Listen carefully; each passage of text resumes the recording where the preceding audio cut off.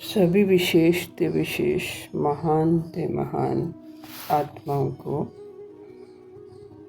याद प्यार नमस्ते, गुड मॉर्निंग। नमन उस दिव्यता को जो शिव पाठशाला में हर आत्मा को निखारती है। ये पाठशाला सिर्फ पढ़ने का स्थान नहीं, ये घर भी है, शिवालय है, विश्राम गृह है और आत्मा का तीर्थ है। आज की क्लास जब आत्मिक जागरण की ओर एक और पवित्र कदम बढ़ाते हैं, जहाँ वाणी के द्वारा शक्ति मिलती है, बोध करवाते हैं,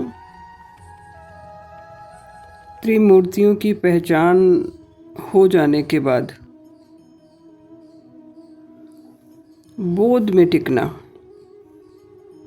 विस्तार को मन से ख़त्म करना, बोध में टिकना, ये एहसास बने रहना, तीनों मूर्तियों की पहचान हो जाने के बाद जिस तरह का अलौकिक सुख, अलौकिक शांति मिलनी है, उस पर मछली की आंख पर ध्यान लगाए रखना। जब आत्मा को ये बोध हो जाता है कि ब्रह्मा, विष्णु और शंकर ये कोई बाहरी देवता नहीं, बल्कि मेरे भीतर ही तीन अवस्थाएं हैं, तीन ऊर्जाएं हैं, तब आत्मा में एक ज़बरदस्त आंतरिक क्रांति नहीं, बल्कि एक महान दिव्य शांति की स्थापना होती है। दत्तात्रेय भगवान और त्रिअंबिकर माता, त्रिअंबिकर शिव एक ही रूप के अलग अलग चित्र हैं, अलग अलग नाम हैं। दत्तात्रेय के चित्र में भी दिखाया जाता है, ब्रह्मा के चित्र में भी तीन मुख दिखाए जाते हैं। बोध में कैसे टिके रहना है? मैं सृष्टा आत्मा हूँ, मैं साक्षी और रचयिता आत्मा हूँ। ब्रह्मा का अर्थ है विचार देने वाला। अब आत्मा को ब्रह्मा होने का बोध हो जाता है कि मेरे ही विचारों से सारा विस्तार है। वह समझ जाती है कि हर विचार, हर संकल्प एक बीज है और मेरे द्वारा रोज बुद्धि रूपी धरनी पर बोए जाते हैं। आत्मा अपने संकल्पों को पवित्र, कल्याणकारी और विश्व के लिए सेवा युक्त बनाना शुरू कर देती है। यही बोध उसे संकल्प सृष्टिकर्ता बनाता है। अब वह संसार की गुलामी से निकलकर स्वयं निर्माता बनती है और अपना और समाज का कल्याण करती है। बोध हो जाता है कि अब मैं सोचती ही नहीं, रचती भी हूँ और पालती भी हूँ, परिवर्तन करती हूँ। विष्णु का अर्थ है संतुलन और पालना।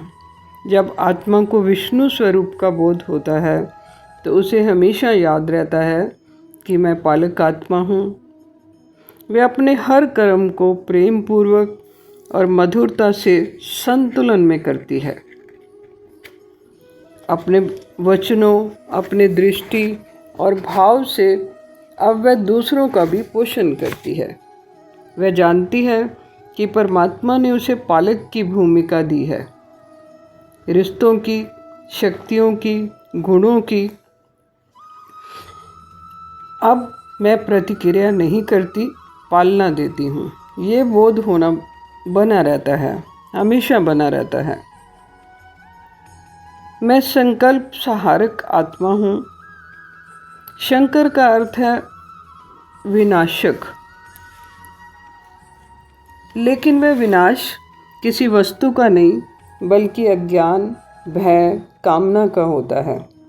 जब आत्मा को शंकर का बोध होता है, वह अपने अंदर के तमोगुण, विकार को, हीनता और व्यर्थता को जला देती है, भस्म कर देती है।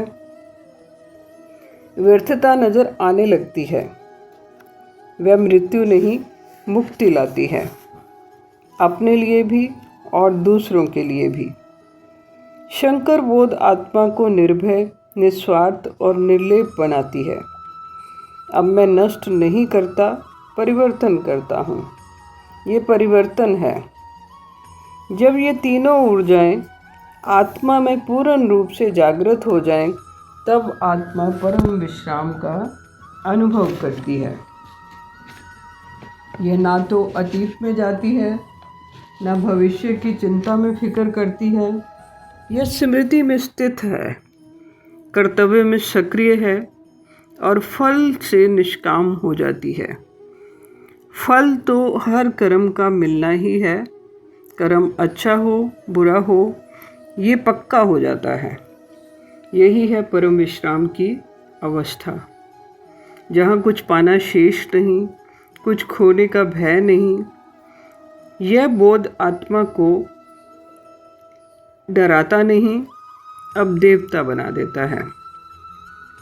जब इस बोध में आत्मा टिक जाती है तो उसके स्वतः लक्षण दूसरों को दिखाई देने लग जाते हैं। नेत्रों में गहराई, जैसे मैं सब देख चुका हूँ। वाणी में मौन, जैसे सब जान चुकी हूँ। कर्म में सहजता, जैसे कुछ साबित नहीं करना। चित्त में स्थिरता, जैसे कोई द्वंद्व शेष बाकी नहीं रहा। ब्रह्मा के बीच विष्णु के पालना, शंकर का संहार, आत्मा स्वतः वैसी ही बन जाती है। आदि अंत को अवतारा, सोई गुरु समझियो हमारा। अब बोध है तो क्रांति नहीं चाहिए। अब बोध है तो भक्ति भी नहीं चाहिए। अब बोध है, बस परम विश्राम चाहिए। तो चारों युग में किसका प्रताप रहता है? भगवान शिव का प्रताप रहता है। आज इतना ही करते हैं। इसके साथ ही हर घर बने देवालय, हर हृदय में त्रिमूर्ति का उजाला हो, इसी श्रेष्ठ संकल्प के साथ आज इतना ही। हर हर महादेव। कल अलग विषय उठाया जाएगा। हर हर महादेव। देव देव महादेव। हरि ओम।